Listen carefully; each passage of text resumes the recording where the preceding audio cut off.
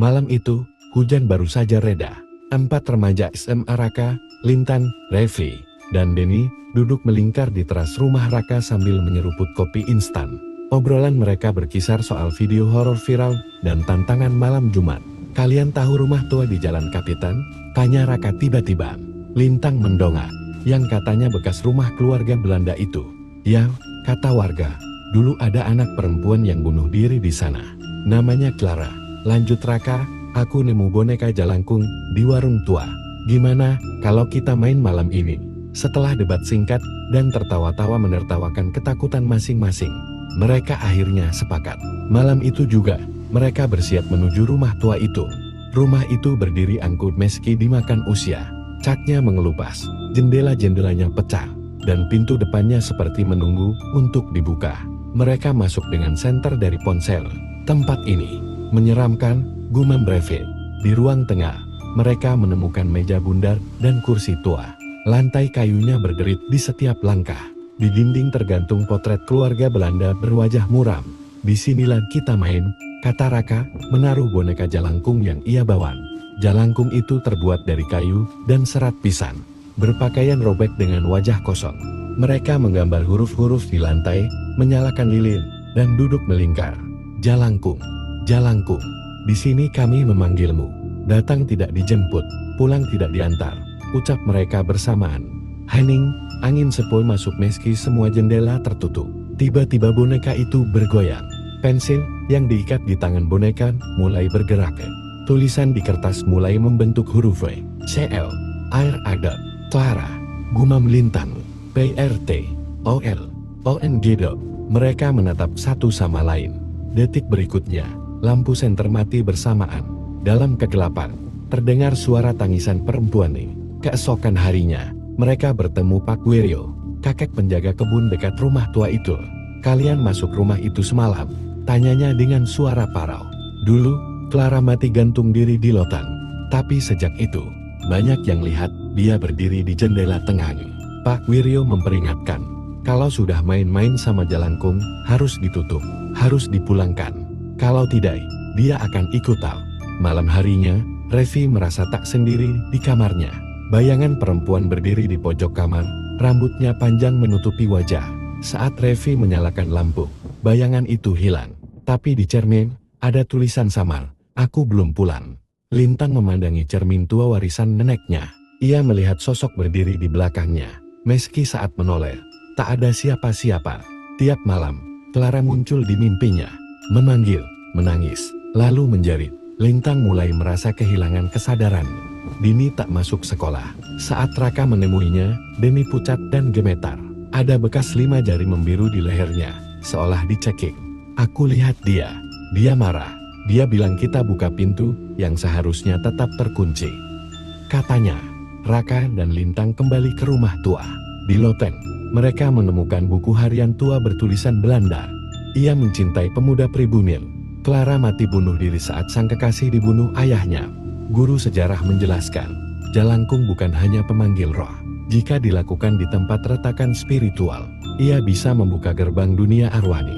Clara bukan sekadar arwah penasaran. Ia penjaga gerbang yang kini terbuka. Dan sesuatu yang lebih jahat ikut terbebas. Pagi itu, rumah mendadak hening. Tidak seperti biasanya, Revi belum keluar dari kamarnya. Rina yang pertama kali merasa curiga. Dia mengetuk pintu beberapa kali, memanggil nama Revi. Tidak ada sahutan. Ketika ia memutar gagang pintu, terkunci. "Revi, bangun. Jangan bercanda," seru Rina. Raka datang dengan kunci cadangan. Pintu dibuka. Jeritan Rina mengguncang rumah. Revi terbaring kaku di kasurnya. Matanya terbuka lebar seperti menyaksikan sesuatu yang mengerikan sebelum ajalnya. Mulutnya terbuka, bibirnya membiru, dan tangannya seperti mencengkeram selimut dengan erat. Di dinding kamarnya, tertulis kata-kata dengan darah kering. "Satu dari kalian harus gantikan." Panik, tangis, ketakutan. Polisi datang, tapi mereka hanya bisa menyebutnya serangan jantung. Tidak ada tanda kekerasan. Tapi mereka semua tahu ini bukan sekadar kematian biasa. Ini akibat Jalangkung. Mereka telah membuka sesuatu yang seharusnya terkunci. Malam itu, tak ada yang berani tidur sendiri. Fajar menatap layar CCTV yang mereka pasang di lorong. Di pukul 2.44 menit dini hari, sesosok bayangan tinggi melintas pelan dari ruang tengah menuju kamar Revi. Bayangan itu tak punya wajah. Mereka kembali ke perpustakaan kota. Kali ini lebih dalam. Tak cukup hanya kisah urban legenda. Di ruang arsip kolonial, mereka bertemu Ibu Mariana, cucu dari seorang Belanda Jawa, yang tinggal di rumah tua itu sebelum dijual ke pemerintahan. Clara van Witsen, kata Mariana pelan, adalah anak dari keluarga bangsawan Belanda yang jatuh cinta pada pria pribumi. Tapi ibunya seorang pemuja ilmu kuno, pengikut ajaran jatilan gaib, ilmu pemanggil penjaga gerbang antara dunia. Mariana menunjukkan foto usang Clara dan ibunya. Di belakangnya, lukisan seekor ular raksasa dan patung kepala manusia.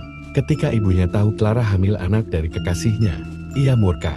Ia mengutuk Clara agar menjadi penjaga batas dunia setelah mati, menggantikan perjanjian ibunya yang gagal abadi. Jalangkung bukan permainan, tambah Mariana. Itu kunci untuk membuka portal dunia mereka. Rina terdiam. Mereka sadar, ini bukan hanya tentang arwah penasaran. Ini tentang perjanjian tua yang belum selesai. Dan mereka yang menyentuh Jalangkung ikut terikat. Raka dan Deni menyusuri ruang bawah tanah rumah tua. Aroma tanah basah dan kayu lapuk menyambut mereka. Di pojok ruangan, di balik lemari besi yang hampir runtuh, mereka menemukan peti tua, dikunci dengan rantai besi yang sudah berkarat.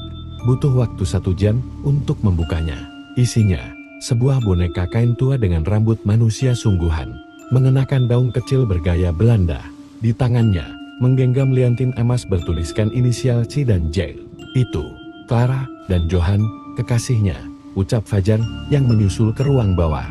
Rina membaca catatan yang tergulung dalam kain boneka titik 2. Untuk mengakhiri pengikat roh penjaga, kuburkan ia di tempat darah pertama tumpah, dan bacakan mantra pemulangan dalam bahasa leluhur.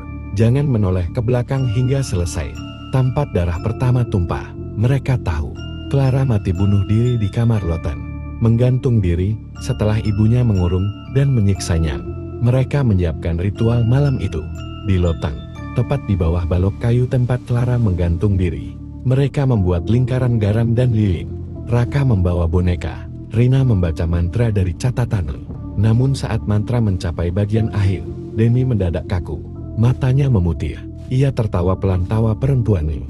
Aku tak mau kembali. Aku ingin dia. Aku ingin kekasihku. Suara dari mulut Deni berubah, serat dan penuh dendam. Clara merasuki tubuh Deni. Ia menolak pergi. Rumah mulai bergetar. Lilin padam satu persatu. Aku tahu kau masih mencarinya, Clara, bisik Raka. Ia menatap mata Deni yang tak lagi milik temannya. Aku akan jadi mediumnya. Biarkan Deni pergi. Clara ragu, lalu masuk ke tubuh Raka.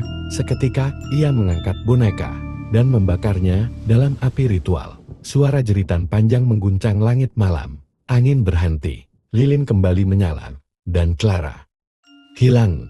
Setelahnya, rumah tua itu terbakar habis oleh arus pendek listrik, menurut berita. Namun yang mereka tahu, tak ada aliran listrik di rumah itu selama bertahun-tahun.